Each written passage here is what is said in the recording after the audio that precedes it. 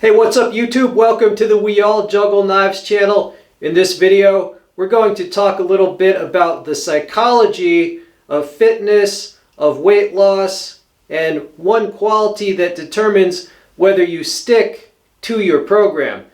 Previously, we've discussed some bad choices you can make, eating fast food, binge eating, things like that. But now we have to get into why do you make bad choices in the first place, right? So we're going to talk about psychology today, specifically one quality that seems to determine whether you actually stick to your fitness program, your health program, diet program, weight loss, fat loss. There's a quality that I call self-mastery, right? So we're going to discuss that. Right, but first, if you're on any sort of program, go ahead and give us an update in the comments section. An accountability update. Say where you're at, what you've achieved, what your goals are, what your problems are. That's not for me, that's for you. When you comment, it makes your program more real to you. Alright, so let's get into this psychology. Okay, I'm going to introduce the concept of mastery. There are different types of what I call mastery, and we're going to talk about three of the most important types. So the first type of mastery is what I call object mastery.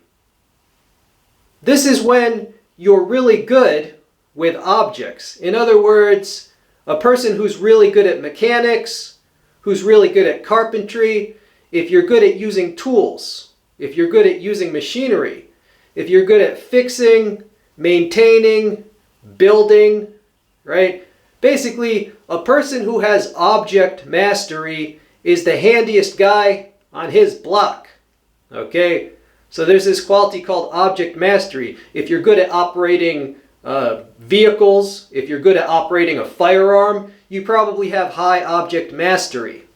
Most of my viewers probably score very high in this ability because I review knives or cutting tools and I also review other tools.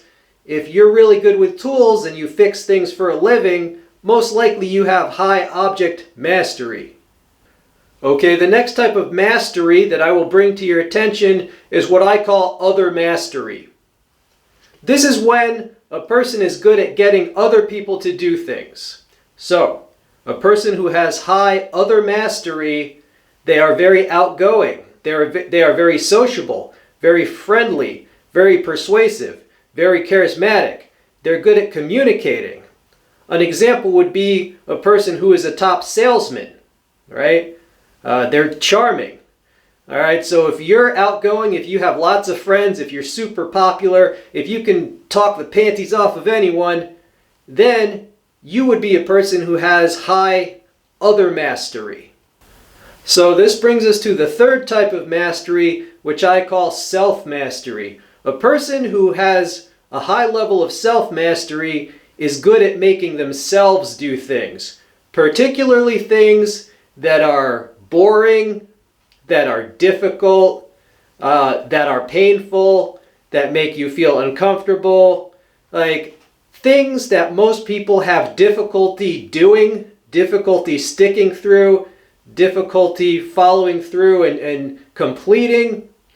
If you have self-mastery, you basically have self-discipline, you have willpower, right? You are able to force yourself to do things that most people seem to have trouble doing, right? So it is this quality of self-mastery that largely determines your ability to stick to a fitness program, a health program, a healthy lifestyle, a weight loss or fat loss program, consistently in the long term, following through to the end, right?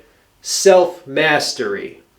Now, the thing about these different types of mastery, for any given person, your average person will be really good at one, really bad at another, and maybe in the middle on the third type of mastery. So let me give you a few examples. Let's say you have a guy who's great at fixing truck engines. He can fix a truck engine blindfolded, okay? He's great at mechanics, great at building things, but he's fat, he's obese, he's overweight, he's out of shape. He can seem to fix those truck engines, but he has difficulty fixing his own health and his own body. So that would be an example of a person who has maybe off the charts in object mastery, but he has a lot to work on in terms of self-mastery. All right, let's give another example. Let's say you have a woman that is very sociable. She's great at speaking to people. Everybody loves her. She's popular. She has a lot of friends. But that woman is obese and she has trouble sticking to her diet, right? We've all seen that. So that would be an example of a person who has a high level of other mastery and a low level of self-mastery. All right? Right, so now that you know about these three qualities, you can assess for yourself, be honest, how do you score in these qualities? How do you score in these qualities? Right? The chances are, if you're having trouble sticking to your fitness and weight loss and diet program, it is most likely a problem with you being a lot more developed in one or both of those other types of mastery. So why would some people be better at one, worse at others? Well, it really comes down to the amount of time and energy that you devote. And it also comes down to your background and to society. You see, if you're a man, society most likely has encouraged you to develop strong object mastery, right? If you're a guy and you can fix cars and trucks, you're handy around the house, you can build things, repair things, you're great at operating a firearm and other types of tools, objects, machinery. If you're just a manly handyman, right? In our society, that's generally associated with positive aspects of masculinity to the point that you can think of yourself as more of a man or a real man, right? So you've been encouraged to develop object mastery. In fact, not only have you been encouraged, you've been outright bribed, right? Because if, let's say you can fix engines, you can get a job fixing engines, you can earn money at that job, you can buy all the stuff you need. In our system, you need money to live, right? And if you have object mastery, you can almost always get a pretty good job at something. My dad was an engineer. He had object mastery, right? So not only are you encouraged as a man to have object mastery, you're actually bribed, you're actually paid, right? You're actually paid to do that. Where if you contrast this to self-mastery, yeah, if you have self-mastery, you can get paid. However, you have to be really elite, Like nobody's going to pay you just to eat a salad and work out a little, right? Unless you're like a male model or a professional athlete or like a Navy SEAL, you're probably not getting paid to have strong self-discipline and self-mastery, right? So the simple fact is the reason you have problems sticking to your program and your diet is because society pushed you in another direction and they gave you encouragement and incentive in that other direction, but it's unlikely that society taught you to become like a Zen monk or a Jedi Knight or a Navy SEAL in your spare time, right? Society did not encourage you probably to have self-mastery. So basically you kind of got screwed over because they want you working on machinery, right? They don't care if you're happy. They don't particularly care if you're healthy. In fact, if you're unhealthy, they're going to sell you all these diet plans. They're going to sell you the junk food to make you unhealthy and then sell you the diet plan, which only halfway works, but it'll never get you. These mainstream diets, they work in the beginning and then they screw you because they make money selling it to you again and again and again, right? So basically, there's a lot of money to be made in keeping you unhealthy, and if you don't have a lot of self-mastery, it's because you just weren't trained to have it. All right, let's talk about women for a second. Women tend to be pressured by society in another direction. They tend to be pressured to have other mastery. Now, young ladies are pretty much pressured to be polite, to be sociable, to be friendly, to be soft, to be gentle, to be appealing, to have all these qualities that, wow, other people are going to like you, right? You're super sweet, you're super perky. They get older, they're appealing, seductive, right? Women are pressured. I'm not saying this is a good thing. You might think it's a bad thing, but women tend to be pressured as they grow up to focus on others and have other mastery. And because so much of their energy is going to be spent on that, it really doesn't leave a lot of time and energy for the self-mastery. And that's why you'll have these women who are, everybody loves them, they're popular, they're great at speaking, but they have trouble sticking to their diet. They just can't stick to that diet, and it really affects their self-esteem and their physical health, right? So again, we have a situation where the reason that a lot of these people don't have self-mastery is simply because that is not what was emphasized, that is not what was encouraged by society, by the media, perhaps the family, the parents, the community, wherever they grew up, right? Again, you were not taught to be a Zen monk with total control of your thoughts and behaviors. You were not taught to be a Jedi Knight. You were not taught to be a Navy SEAL behind enemy lines, basically forcing himself to do what he needs to do despite pain and discomfort, right? So because society doesn't teach you the self-mastery, you tend not to develop the self-mastery. Now, let's give an example. Some people are actually good at self-mastery, even though society, modern, weak, domesticated, institutionalized society, tends not to encourage or train you in self-mastery. But some people happen to be good at it for whatever reason. Me personally, I was raised in more with the more Asian style of parenting that is very different than the parenting I see today in America. Okay, in the Asian style that I was raised in, your feelings don't fucking matter. If you feel uncomfortable, it doesn't fucking matter. You're expected to do what you have to do, and it's your duty. And you're expected, I wasn't really allowed to say that I was tired. I mean, I could say it, but being tired was not considered a valid excuse to get out of work or to get out of what you have to do when I was being raised, right?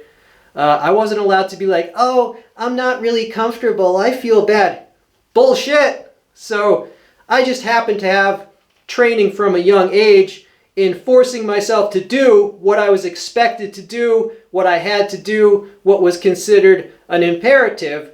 So the reason I was able to stick to my diet program where I lost 85 pounds of body fat and added a lot of muscle, the reason I was able to do that was because I just happened to have been trained in this quality, right?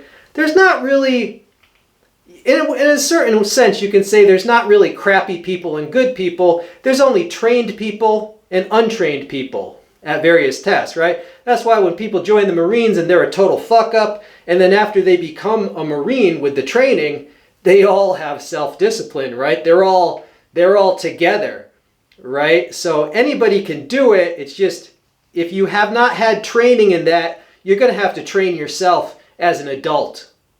Okay, so those are the basics. Now remember, there's no easy answers. Just because you know these qualities exist now, it doesn't mean you're magically going to develop the ones that you are weak at.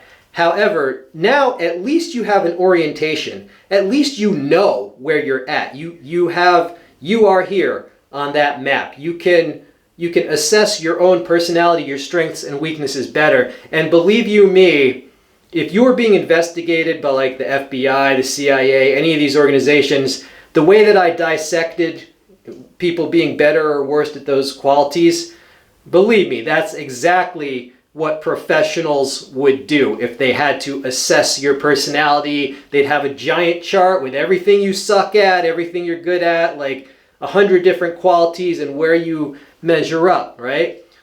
So now that you can start doing that for yourself, you're going to have a lot more fine control. But here are some basics, okay? If you spend your day off working in your garage on your motorcycle for like 8 hours, right? because you have high object mastery and you like doing something that you're good at, right? So you spend 8 hours of your day off working on your motorcycle. Well, that's great, but it also tells us exactly why maybe your self-mastery is low, because if you're overweight and unhealthy, what should you work on? Should you work on yourself, or should you work on something that you're already great at? Well, you should work on something you're not so good at, right? The same thing with people with high other mastery. If you are the life of the party and you can talk up a storm and you can seduce people with your words and you're always partying at the bar, at the club, but you're also really unhealthy and maybe you're overweight, what should you do? Should you go to another party? Should you go to another bar? No. See, a lot of the lack of self-mastery and the lack of fitness and nutrition is simply because how you chose to spend your time. You chose to spend your time on stuff you're already good at. If you're popular, you don't need more friends. Right? If you're popular but yet unhealthy, you don't need more friends. You already have all the friends, right? If you're great at object mastery, you know, you've customized your truck. It's got detailing. It's got like a dragon on the side. You honk the horn and it plays the Star Spangled Banner. You know, you can drag race your truck. You don't need to customize your truck anymore. You need to customize yourself if you're suffering from obesity, right? It just stands to reason. If you spent 10 hours on healthy food, preparing meals, researching diet, appropriate exercises, if you spent 8 hours on that instead of the motorcycle, then you're going to be looking good instead of the motorcycle, right? So it's where you're putting your energy, essentially. Now, the other thing I could say is that anybody can do it. The difference between someone with high self-mastery and someone with low self-mastery is the same as the difference between someone who's been driving for 20 years versus a person who's just learning to drive. Essentially, the person who's been driving longer, they have developed reflexes through experiences to where they can drive automatically, essentially. Whereas the person who's just learning that day to drive for the first time, they have to actively remember like 10 different things to pay attention to, right? They haven't gotten to the point where they can do it automatically, right? So in order to develop self-mastery, you just have to, from situation to situation, you have to keep gaining experience by making the right choices. It's basically like level grinding in a video game. In other words, if you force yourself to exercise when you know you should, after several times it gets easier and easier to force yourself until you're not forcing yourself anymore. You're just doing it the same reason you brush your teeth, because you just do. You're an adult. You don't have to force yourself to brush your teeth. You just, it's like, all right, it's like an automatic thing. Okay, the same with nutrition. The first time you're eating something healthy, it tastes weird because you're not used to it. Your hormones and your taste buds are all messed up. But if you keep forcing yourself to do it, eventually it'll just become automatic. It'll become a new habit, right? So the way to develop self-mastery is just to keep on practicing it, no matter how weird it feels in the beginning. All right, YouTube, this has gone on long enough. I think we got pretty far into the topics of different types of mastery. You can be honest, which ones are you best at? Which ones are you worst at? Which ones are you in the middle at? And yeah, that's something to work on. Okay, I'm going to go out, end this video with a little accountability and fitness update on me, because as I always say, never listen to anybody about fitness or about what to eat, about nutrition, about fat loss. Never listen to anybody that's afraid to show what they look like. Okay, so I hope you enjoyed this video, and I will roll in that update right now. Okay, let's go out with a little bit of a fitness update on me, simply because there ain't no reason you should ever listen to someone about fitness if they're afraid to show what they look like. As for my fitness program, doing pretty well. Always trying to increase muscular development and trying to remove the fat, right? Remove the fat that would be covering up the muscular development. We've got forearms, we've got tricep, we've got bicep, we've got shoulder. You know, more tricep, more bicep, more shoulder. I hope you can see that. But I'm doing well. Feeling healthy for sure. Other side. Again, we got bicep. We got tricep. We got the ridge of the tricep. We got some forearm. We got the shoulders. So there you go. Doing pretty well. Doing pretty well. I have not regained any belly fat at all. I used to have a big gut out to here, and it's now back here. Okay, I don't want to get too risque here, but we do believe in show and prove. So I used to have a big old gut, and I now no longer have a big old gut. All right, let's get a weight in my hand and make those muscles pop out. You see the shoulder, you see the definition in the shoulder. So I'm doing well, and I hope you're doing well as well. Now let's do the other side while we're here. Can you see? There we go.